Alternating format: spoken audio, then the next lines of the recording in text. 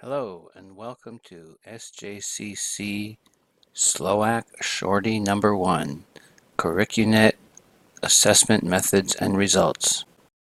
This is intended to be a short 5 to 10 minute video on one aspect of CurricUNET. So I would like you to look at assessment methods and results. Assessment methods. Very easy, but you just have to be specific enough. Make sure that your department is in agreement on what kind of measurement tool will be used and what kind of scoring system will be used. It's easiest to use a scoring system in percentage from 0 to 100. You can see that in this sample I've chosen exams/tests as my assessment methods.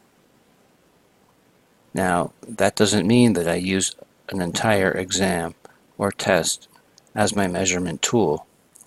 That simply means that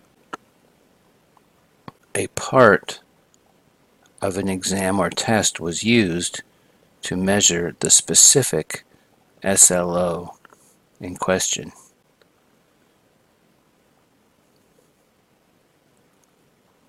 In the comments section, I'm more specific in what I used within the exam or test.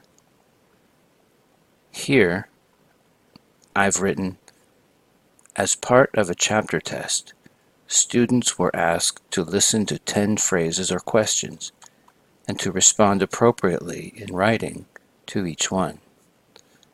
The scoring ranges from 0 to 100%. Okay, that pretty much describes the method I used. On the next page, you have assessment results. This is the page on which we all need to be very careful and really in sync. As I mentioned, the best way to score your students or to report the assessment is in percentage from 0 to 100. First of all, once you do that, first of all, you have to have a baseline score.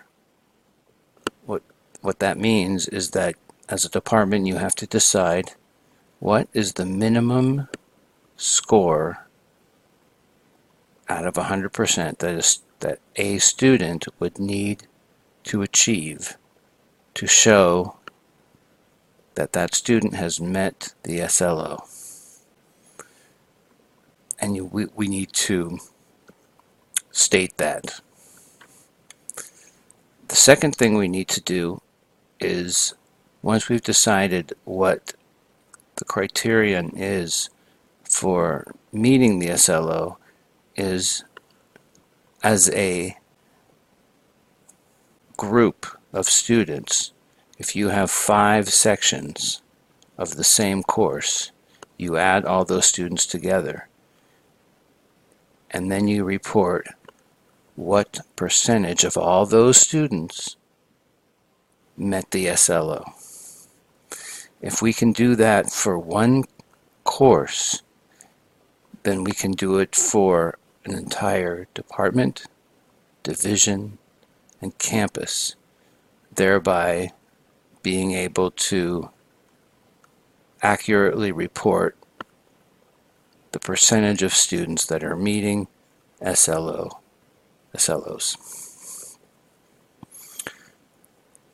So let's look at what I've written here. The students did an assessment that was included in a chapter test. Okay, that's held over. In order for the SLO to have been met, 80% of all students assessed must score 70% or above. That means that each student, in order to meet the SLO, in order to count that student as meeting the SLO, that student, all students, must score 70% or above.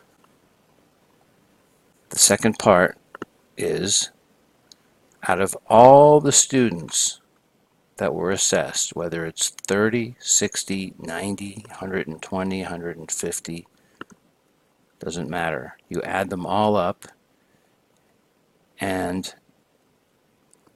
the sample, in this sample, the department has decided that to show mastery or near mastery of the SLO, that out of all the students assessed, 80% of them must score 70% or above.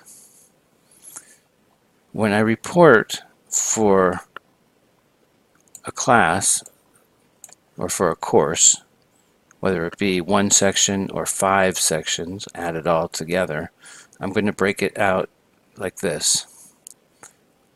Out of 30 students, 10 of them scored between 90 and 100% on my assessment. 10 students is basically 33.4 of all students. 7 students scored between 80 and 90. Between 7 students scored between 80% and 89%. That is the same as 23.3% of all the students.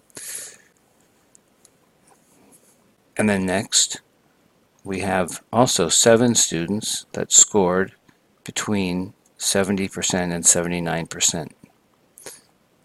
And that is also 23.3%. So those top 3 tiers are the only ones that I'm going to count as meeting the SLO. However, we still need to report the percentage that did not meet the SLO.